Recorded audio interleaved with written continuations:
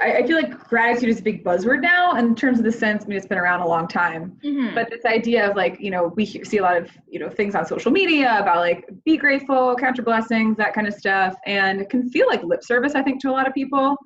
But there's so much research out there about the impact of gratitude on well-being and on relationships and on reducing, the risk of, certain mental health issues. And one of the things I've learned about gratitude that I find to be particularly compelling is that gratitude is the antidote to fear and anxiety.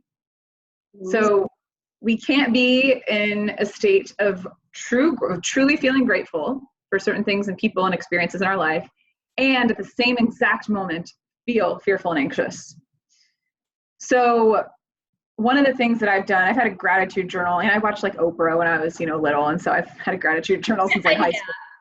All right. One of those. And, I would just write down things I'm grateful for. And I was leading a workshop one day for a client about like kind of living our best life and living from a place of strength and focusing on gratitude.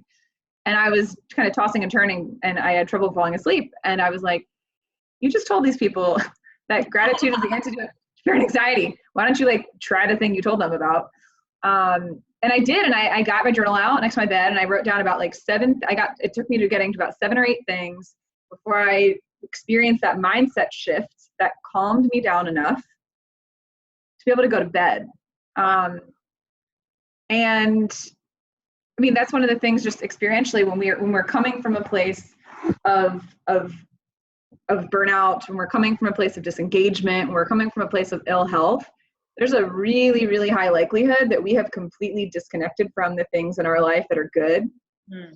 And when we connect to and dial into those things, we're strengthened by that, because it's a reminder, it's a perspective shift of like, whatever I'm going through that's so difficult right now is not all there is.